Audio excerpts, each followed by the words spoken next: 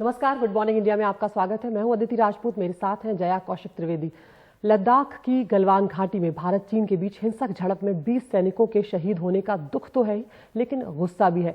कई सवाल पूछे जा रहे हैं सैनिकों की स्थिति को लेकर, वहां क्या हुआ उस बात को लेकर। विपक्ष भी कई सवाल पूछ रहा था और इनमें से कुछ सवालों के जवाब सेना और सरकार की तरफ से अब आए हैं। सेना ने कहा है कि कोई भी सैनिक लापता नहीं है। अब सेना ने बताया है कि किसी भी सैनिक की हालत नाजुक नहीं है। 18 सैनिक लेह के अस्पताल में भर्ती हैं जो 15 दिन में काम पर लौटेंगे। 58 जवान दूसरे अस्पतालों में हैं और ये जवान एक हफ्ते बाद ड्यूटी पर लौट आएंगे। हमारे सहयोगी राजीव रंजन हमारे साथ जुड़ रहे हैं ज्यादा जानकारी के साथ। राजीव, अभी भी स्थिति बहुत ज्यादा साफ नहीं है कि उस दिन हुआ क्या था, कैसे हुआ था। शुरुआत में ये जानकारी आई कि हमारे 3 जवान जो है वो शहीद हुए, बाद में पता चला कि 20 हुए हैं। अब ये कहा गया है कि कुल 76 जवान जो घायल हैं अलग अलग अस्पताल में भर्ती हैं। दूसरी तरफ हम देख रहे हैं सैटेलाइट तस्वीरें आई हैं जो कि चीन की तरफ से बुलडोजर वहां खड़े हुए दिख रहे हैं। नदी के बहाव को बदलने की कोशिश हो रही है। पूरी तरह से चीन पहले से तैयारी में दिख रहा था। भारत की तरफ से स्थिति अभी भी साफ नजर नहीं आ रही है। अब देखिए, बिल्कुल सही कह रहे हैं। चीन पूरी तरह से तैयारी में दिख रहा था और यही दिख रहा था कि आप जो है भारत सरकार के साथ बातचीत करने चाह रहे हैं, कूटनीतिक स्तर पर बातचीत कर रहे हैं, सैन्य स्तर पर बातचीत कर रहे हैं, लेकिन अपनी तैयारियों में कोई ढील नहीं दे रहा है। 6 जून को जो है भारत के साथ वो बातचीत करता है कोर कमांडर लेवल पर कि अपने सैनिकों को पीछे हटाएगा और उसी के लिए जो है भारतीय सैनिक जो है 15 जून को जब जाते हैं वहां हटाने की बात करने के लिए गलवान घाटी में, तो उन पर हमला करता है। और भारतीय सैनिक को देखिए कि जो अनुशासन और प्रोटोकॉल में बंधे होने की वजह से वो चीनी कार्रवाई का जवाब नहीं देते, यानी हथियार का प्रयोग नहीं करते। इस पूरे घटनाक्रम में हमारे 20 सैनिक जो है देश के लिए जान दे देते। तो आप अंदाजा लगाइए कि हालात वहां कितने तनावपूर्ण है, कितने बिगड़े हुए हैं। और चीन जिस तरह की बातें कर रहा है, खासतौर से केवल लद्दाख की बात नहीं है, बल्कि जितना सीमावर्ती इलाका की अगर बात करें, हिमाचल की बात करें, उत्तराखंड की बात करें, सिक्किम की बात करें, अरुणाचल की बात करें, हर जगह वो जो है सीमा पर जो है सैनिकों का जमावड़ा बढ़ा लिया है। बड़े बड़े हथियार तैनात कर दिए, तोप से लेकर टैंक तक तैनात कर दिए, ताकि अगर भारत को कार्रवाई करता है तो उसका वो जवाब दे सके। जी, शुक्रिया राजीव इस तमाम जानकारी के लिए। तो कई सुरक्षा विशेषज्ञ ये बात भी उठा रहे थे कि क्या हमारे जवान निहत्थे गए थे। उस पर भी सरकार की तरफ से बयान आया है कि निहत्थे नहीं थे हमारे जवान, उनके पास हथियार थे। लेकिन उसके बावजूद भी कई सवाल उठ रहे हैं कि जब हमारे जवानों के पास हथियार थे तो आखिर फिर क्या उन्हें इस्तेमाल करने का आदेश नहीं था, और अगर था तो फिर आखिर स्थिति इतनी खराब कैसे हो गई। गलवान घाटी में चीन के सैनिकों के साथ झड़प में जान गंवाने वाले जाबाज वीरों को देश श्रद्धांजलि दे रहा है। दूसरी तरफ सियासत भी अच्छी खासी गर्मा गई है। बिल्कुल, और कई तरह के सवाल भी यहाँ पर पूछे जा रहे हैं। जवाब में सरकार कह रही है कि कोई भी भारतीय सैनिक गायब नहीं है और चीन की हिरासत में नहीं है।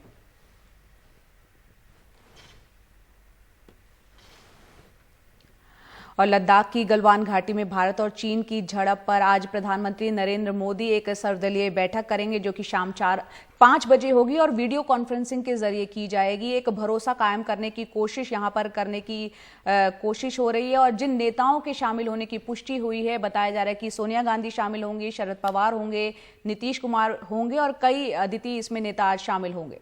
बिल्कुल, इसमें उद्धव ठाकरे भी शामिल होंगे, ममता बनर्जी, अखिलेश यादव, हेमंत सोरेन, एमके स्टालिन, चंद्रबाबू नायडू, जगनमोहन रेड्डी, डी राजा, सीताराम येचुरी। तो कोशिश यहाँ पर यही है कि देश इस वक्त जिस बड़े एक मुद्दे से गुजर रहा है, एक बड़ी समस्या से गुजर रहा है, उस पर सभी पार्टियों की राय एक साथ ली जाए और जो विदेश नीति उस पर चर्चा की जाएगी कि क्या अब चीन को लेकर हमारी जो रणनीति है, हमारी जो विदेश नीति है, उसको अब बदलने की जरूरत है। और इन्हीं सब को लेकर आज सर्वदलीय बैठक जो है वो बुलाई गई है। गलवान घाटी में हुई हिंसक झड़प के बाद आज फिर भारत और चीन के बीच मेजर जनरल लेवल की बातचीत हुई। सूत्रों की माने तो ये बातचीत आज भी बेनतीजा रही। ताजा हालात की बात करें तो पहले चरण की बातचीत बेनतीजा रही। सीमा के इलाकों को खाली करने के आदेश नहीं, इंटरनेट की डेटा सर्विसेज बंद की, फोन सर्विसेज जारी, श्रीनगर लेह हाईवे ट्रैफिक के लिए बंद नहीं है। अपने जाबाज वीरों को अंतिम विदाई देता देश। गम भी है, गुस्सा भी और सवाल भी। जबकि गलवान घाटी में सूत्रों के मुताबिक दोनों पक्ष अपनी जगह बने हुए हैं।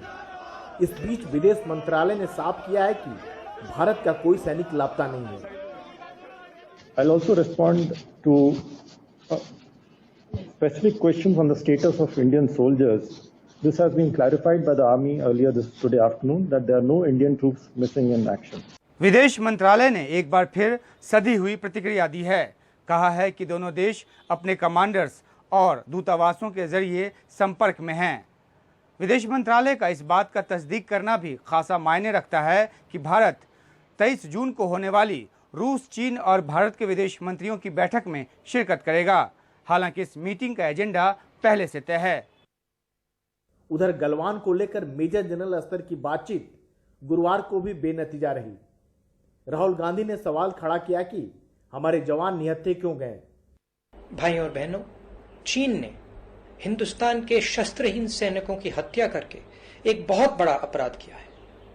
मैं पूछना चाहता हूं, इन वीरों को बिना हथियार खतरे की ओर किसने भेजा और क्यों भेजा? कौन जिम्मेदार है? इसका जवाब सीधे विदेश मंत्री एस जयशंकर ने ट्वीट करके दिया है।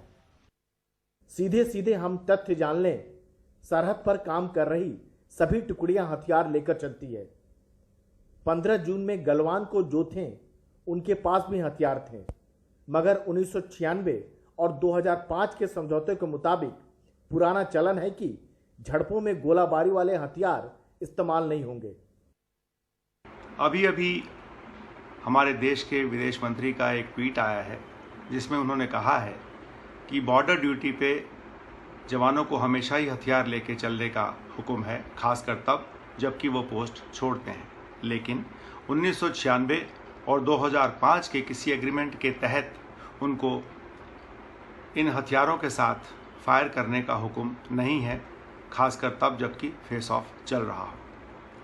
लेकिन गलवान वैली में 15 जून को अगर ऐसा हुआ होता कि ये जवान हथियार लेकर के गए हैं तो हाथापाई के दौरान कुछ न कुछ हथियार जरूर गुम हुए होते, या जब कुछ जवान नदी में गिरे, गलवान रिवर में गिरे, तो उसके दौरान कुछ हथियार गायब हो गए होते। दरअसल जख्म बहुत गहरा है। हालांकि यहाँ से आगे बढ़ने का रास्ता आवेश से नहीं, विवेक से ही तय करना होगा। दुनिया के दो सबसे बड़े देश जानते हैं कि उनके बीच का टकराव दोनों के लिए नुकसानदेह होगा, लेकिन दोनों को अपने देश में संदेश देना है। इसलिए बातचीत और खींचतान चलेगी। वहीं भारत की कोशिश होगी कि 6 जून को जो सहमति बनी थी उस पर नए सिरे से अमल की सूरत बने। नई दिल्ली में उमाशंकर सिंह के साथ राजीव रंजन, एनडीटीवी इंडिया। महाराष्ट्र में कोरोना वायरस के मामले 1,20,000 के पार हो गए और 5,751 लोगों की मौत हुई है। अगर 24 घंटे में महाराष्ट्र में बात करें तो नए मामले 3,752 सामने आए हैं और 100 लोगों ने अपनी जान गंवा दी है।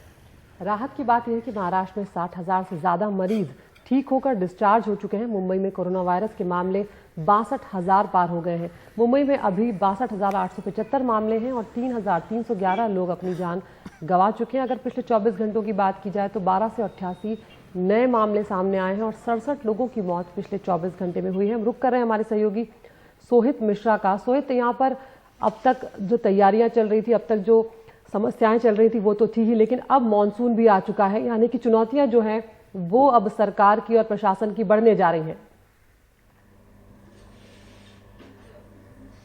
जी बिल्कुल अदिति, देखिए अब जैसे ही मानसून आएगा उसके बाद जिस तरह से चीजें हैं, अस्पताल में जगह बिल्कुल नहीं है, ना ही हर साल की तरह जिस तरह से हम मलेरिया और डेंगू से लड़ने के लिए हर साल मानसून से पहले जिस तरह से सैनिटाइजेशन प्रोसेस होता है वो नहीं हो पाया है। कई जगहों पर जो है जो कमजोर इमारतें होती हैं उसकी पहचान की जाती है और वहां पर लोगों को नोटिस दिया जाता है कि आप सुरक्षित जगह पर रहिए या फिर अपनी इमारत की जो है मरम्मत करवाइएगा। इस समय जैसे ही मार्च से हम लगातार कोरोना के मामले और इस पर फोकस कर रहे हैं, बीएमसी का पूरा जो ध्यान है उसे इस तरफ कर दिया गया है। नाला सफाई अब तक कई जगहों पर पूरी नहीं हुई है। हालांकि अगर बीएमसी कमिश्नर की माने तो 113% नाला सफाई हो चुकी है, लेकिन ये दावे हर साल किए जाते हैं।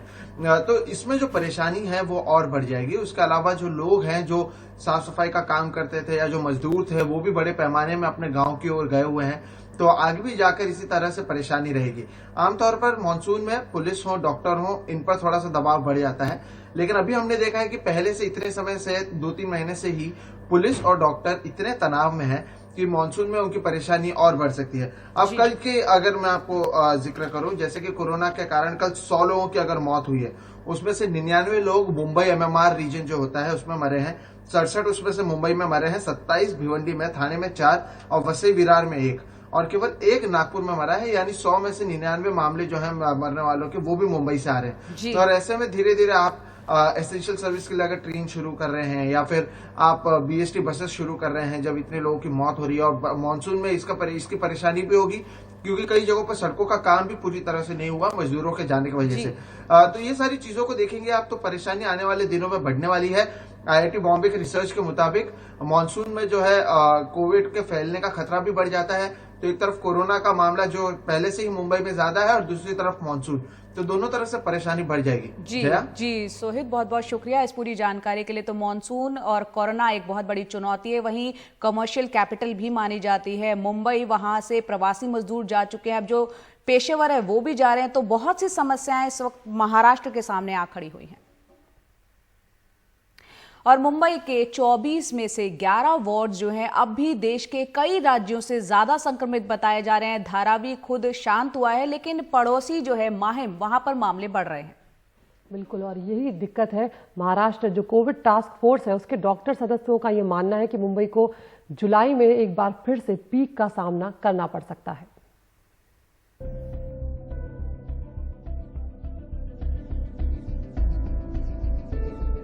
3000 पार मामलों वाले मुंबई के इन 11 वार्ड ने उत्तराखंड, त्रिपुरा, सिक्किम, झारखंड, केरल, हिमाचल, गोवा, छत्तीसगढ़, मणिपुर, मेघालय, मिजोरम, नागालैंड जैसे राज्यों को भी पीछे छोड़ दिया है।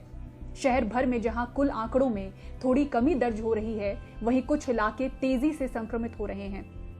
अंधेरी ईस्ट, विलेपार्ले, जोगेश्वरी ईस्ट वाले KE वार्ड में 9 जून तक जहां 3364 मामले थे, 16 जून तक 4223 हो गए, यानी महज 6 दिनों में 859 केसेस बढ़े हैं। भांडुप इलाके वाले S वार्ड में 6 दिनों में 726 मामले बढ़े हैं, तो N वार्ड में 547 मामलों का उछाल महज इन्हीं 6 दिनों में देखा गया। धारावी के नजदीक ये माहिम इलाका है। लॉकडाउन में शांत था, रियायतें मिलते ही महज हफ्ते भर में 138 नए मामले देखे गए। शिवसेना पार्षद मानते हैं कि पड़ोसी धारावी के कारण ऐसा हुआ है।